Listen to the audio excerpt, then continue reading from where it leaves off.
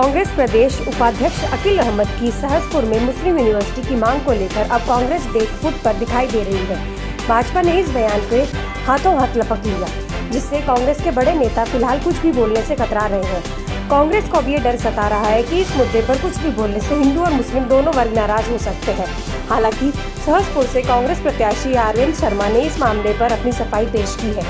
उन्होंने कहा कि अकील अहमद ने जो मांग उठाई है वह उनकी निजी मांग है।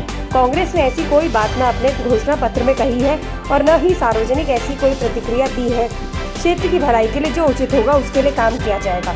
आपको बता दें कि सहसपुर विधानसभा में राज्य बनने के बाद पहली बार कांग्रेस के सभी नेता एक छतरी के नीचे आए हैं, जिससे कांग्रेस की स्थिति यहाँ काफी मजबूत दिखाई दे रही है। हालांकि 2002 से 2007 तक इस क्षेत्र से कांग्रेस उम्मीदवार साधुराम कैबिनेट मंत्री भी रहे हैं। अब आपको समझाते हैं कि सहसपुर विधानसभा का वोटों का गणित क्या है। इस विधानसभा में कुल वोटर 1,70,000 है, 1,007,009। इसमें हिंदू 70%, मुस्लिम 24%, सिख 1%, अन्य 5%। जिस हिसाब से 2002 के बाद से ये सीटें कांग्रेस के हाथ से निकली है। कांग्रेस किसी भी रूप से सहसपुर सीट इस बार जीतना चाहती है और यही कारण है कि कांग्रेस पार्टी ने इस क्षेत्र में जीतने में मुस्लिम नेता है उन्हें मनाकर एक छतरी के नीचे लाया है, ताकि मुस्लिम वोट एकजुट होकर कांग्रेस प्रत्याशी के समर्थन में पड़े और सीटें जितनी आसानी हो। देखिए, ये कांग्रेस की पुरानी आदत है, ये कांग्रेस का चरित्र है, ये कांग्रेस का असली चेहरा है। ये वही कांग्रेस है जिसके प्रधानमंत्री ने कहा था कि इस देश पर सबसे पहला अधिकार संसाधनों पर मुस्लिमों का है। ये वही कांग्रेस है जो देश को और समाज को बांटने का काम करती है। 1947 में धर्म के आधार पर इसने देश को बांटा और अब ये कांग्रेस, इनके छुट भैया नेता सहसपुर जैसी विधानसभा में जहां दोनों समुदाय के लोग बहुत भाईचारे के साथ रहते हैं, वहां ये हिंदू मुस्लिम करना चाहते हैं। चूंकि चुनाव नजदीक हैं और इनको अपनी हार स्पष्ट दिखाई दे रही है, इसलिए हिंदू मुस्लिम पर उतर आए। ये कोई केरल नहीं है, ये पश्चिम बंगाल नहीं है और इसे पश्चिम बंगाल बनाने की कोशिश भी ना करें। मेरी सख्त चेतावनी है ऐसे छुट भैया नेताओं को। ये देवभूमि है और देवभूमि की तरह ही यहां पर व्यवहार करें, वरना बहुत करारा जवाब दिया जाएगा। फिर मत बोलना कि हम जवाब देते हैं। सहसपुर सीट पर अतीक अहमद ने जो अपना नामांकन वापस दिया है कांग्रेस के समर्थन में, उन्होंने एक बात कही है कि उनकी बात हरीश रावत जी से और कांग्रेस के प्रत्याशी से इस बात पर राय बनी है कि यदि कल कांग्रेस की सरकार बनी तो सहसपुर के अंदर मुस्लिम यूनिवर्सिटी की स्थापना होगी। एक तरफ जहां उत्तराखंड का नाम आध्यात्मिक राजधानी के रूप में जाना जाता है, यहाँ 4 धाम के लिए लोग दूर दूर से आते हैं और जिस हरिद्वार के गंगा स्नान करने के लिए लोग पूरे भारतवर्ष से आते हैं, उस देवभूमि में मुस्लिम यूनिवर्सिटी की स्थापना होना हमारे लिए शर्म की बात है।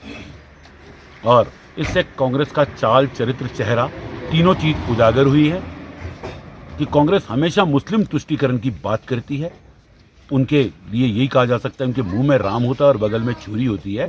और मैं इस चैनल के, आपके चैनल के माध्यम से पूरे उत्तराखंड वासियों से ये कहूँगा कि इनका चाल, चरित्र, चेहरे को बेनकाब करते हुए भारतीय जनता पार्टी के पक्ष में मतदान करें और कांग्रेस को इस मुस्लिम यूनिवर्सिटी के नाम पर मुंह तोड़ जवाब दें। धन्यवाद। ये तुष्टीकरण की राजनीति क्यों, क्या कांग्रेस चुनाव में फंस गई इसलिए उसे ये कंडे अपनाने पड़ रहे हैं? देखिए, ये कांग्रेस की नीति रही है। जब से देश आज़ाद हुआ है तब से लेकर आज तक कांग्रेस केवल तुष्टीकरण करती रही है और भारतीय जनता पार्टी ने, नरेंद्र मोदी जी ने हमेशा न्याय की बात की है, अन्याय किसी के साथ ना हो। आज जब हम 4 धाम की बात करती है कांग्रेस, एक तरफ 4 धाम की बात करती है और दूसरी तरफ मुस्लिम यूनिवर्सिटी बनाने की, इस देवभूमि में मुस्लिम यूनिवर्सिटी बनाने की पैरवी करती है, तो एक कांग्रेस की मानसिकता दर्शाती है कि 4 धाम में वो मुस्लिम यूनिवर्सिटी बनाकर क्या करना चाहते हैं। लेकिन हरीश रावत जी भी सहमति दे चुके हैं और दावा कर रहे हैं और देवेंद्र यादव भी दावा कर रहे हैं कि वो दोनों ने सहमति दे दी। हरीश रावत जी पहले से ही इसके समर्थक रहे हैं और उनके समय में जुमे की नमाज पढ़ने की भी छुट्टी हुआ करती थी। किसी कार्यकर्ता की कोई अपना विचार हो सकता है, लेकिन कांग्रेस जो है सभी को, बच्चे ऑलरेडी हमारे यहाँ पर सबसे, जब कांग्रेस की सरकार थी, सबसे ज़्यादा उच्च शिक्षण संस्थान हमारे एरिया में ऑलरेडी, तो उसमें सभी जो है बच्चे यहाँ के पढ़ते हैं। तो ये कोई एक व्यक्ति का निर्णय हो सकता है, लेकिन हमारा सामूहिक निर्णय कि क्षेत्र के विकास के लिए और क्या डिग्री कॉलेज खोले जाए, वो आवश्यकता के बाद जो है उनको अवश्य खोला जाएगा। लेकिन जो है ऐसा कोई विशेष जो है कांग्रेस उसकी ना घोषणा पत्र में है ना कोई हमने डॉक्यूमेंट विजन दिया है।